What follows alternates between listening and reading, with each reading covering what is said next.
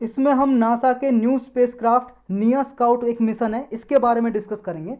ये है भाई साहब निया स्काउट, एक शू बॉक्स जो होता है ना, जूते का डिब्बा, बड़ा डिब्बा, उसके साइज का है ये, बड़ा डिब्बे की तरह का एक मिशन है जो भेजा जाएगा नियर अर्थ एस्टेरॉयड के पास। ये निया स्काउट को क्यूब सेट भी बोलते हैं। इसमें क्या है, जो आर्टमिस 1 एक रॉकेट सिस्टम है जिसके जरिए भेजा जाएगा, नवंबर में भेजा जाएगा इस साल। ये है भाई साहब आर्टमिस 1, इसमें भेजा जाएगा ये मिशन। ये आर्टमिस 1 क्या है, अनक्रूड टेस्ट फ्लाइट है।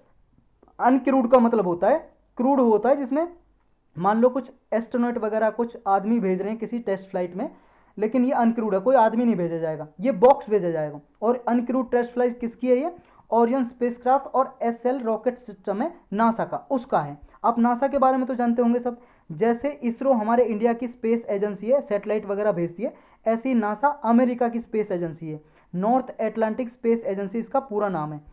ये जो आर्टेमिस प्रोग्राम है नासा का, इसके अंदर ही नासा ने ये प्लान बनाया है कि 2024 में मून पे, चंद्रमा पे हम पहली वूमन भेजेंगे जो लैंड करेगी, वहाँ पे उतरेगी। देखो नील आर्मस्ट्रॉन्ग पहले आदमी थे जो जा चुके हैं वहाँ पे, अब पहली वूमन भेजी जाएगी 2024 में जो नासा भेजेगा। तो ये एक तरह से सस्टेनेबल लूनार एक्सप्लोरेशन प्रोग्राम है इसका, आर्टेमिस प्रोग्राम के अंदर नासा का 2030 तक का।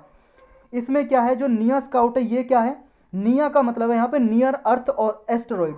नियर अर्थ एस्टेरॉइड का मतलब जो हमारा ये सोलर सिस्टम है, इसके अंदर देखो मार्स और जुपिटर ग्रह के बीच में ये एस्टेरॉइड बेल्ट है, छोटे छोटे रॉकी पार्टिकल्स हैं छोटे। इनका साइज क्या है, ऐसे चट्टानों की तरह, रॉकी की तरह, जैसे अर्थ है, लेकिन क्या है छोटे साइज में है। और ये भी सन के चारों ओर चक्कर लगा रहे हैं। तो अर्थ के नज़दीक जो भी एस्टेरॉइड होगा वहाँ पे ये मिशन भेजा जाएगा, मतलब एस्टेरॉइड की स्टडी करेगा, अध्ययन करेगा, रिसर्च करेगा क्या क्या होता है एस्टेरॉइड में और इनसे क्या क्या फ़ायदा हो सकता है। तो ये निया स्काउट है जो स्मॉल स्पेस क्राफ्ट है, लगभग इतना जितना बड़े डिब्बा होता है जूतों का, शू बॉक्स होता है, जूते आते हैं जिसमें आपके, इतना साइज होगा इसका निया स्काउट मिशन का। और ये डेटा कलेक्ट करेगा नियर अर्थ एस्टेरॉइड से। और अमेरिका का फर्स्ट इंटरप्लेनेटरी मिशन होगा जिसमें special solar sail propulsion system का यूज किया जा रहा है। अब ये सोलर सेल्स प्रोपल्सन सिस्टम है क्या, जैसे अमेरिका पहली बार यूज कर रहा है इंटरप्लेनेटरी मिशन में। देखो ये यूज करता है सनलाइट को इस मिशन में सेल करने के लिए। सेल करने का मतलब है रवाना, भेजने के लिए किसी को। किसको भेजना है, इस मिशन को, निया स्काउट को भेजना भाई साहब।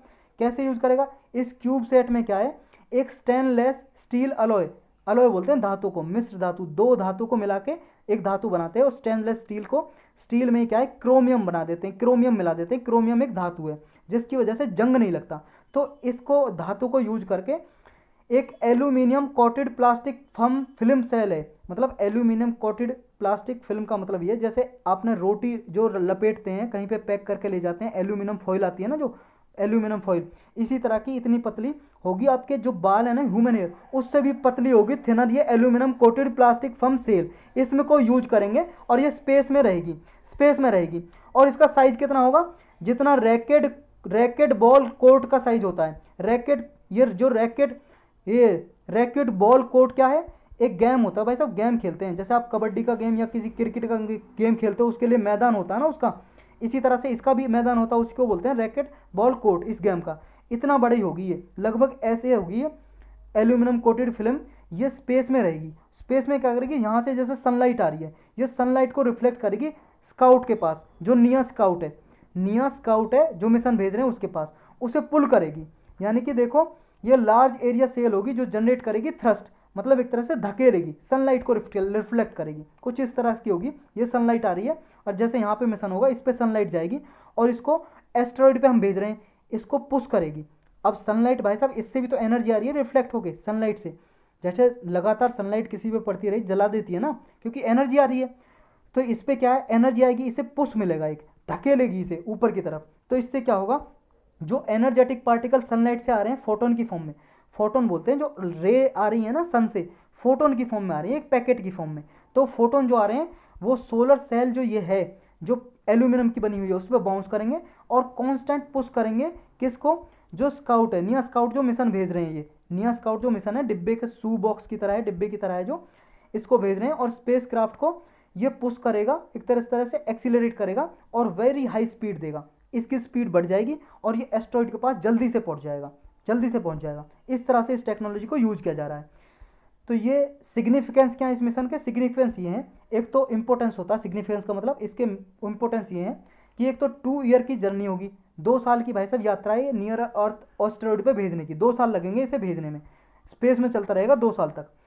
और एक बार ये पहुंच गया अपने डेस्टिनेशन पे जहाँ पे पहुंचाना है नासा को, उसके बाद इसमें कैमरा लगा होगा, ये इमेज कैप्चर करेगा एस्ट्रॉइड की, फोटो खींचेगा वहाँ से, और ये स्टडी करेगा कि अंडरस्टैंड करेगा कि वहाँ पे क्या क्या मिलता है, और इसका जो नेबर सोलर सिस्टम है आसपास के जो हैं यहाँ पे जो भी एस्ट्रॉइड वगैरह या कुछ रॉकी पार्टिकल हैं उनकी देखेगा क्या क्या है यहाँ पे, तो सारी प्रॉपर्टी अंडरस्टैंड करेगा, जिससे क्या है फ्यूचर में जो पोटेंशियल डैमेज होता है उसको रिड्यूस किया जा सकता है एस्टेरॉयड की वजह से।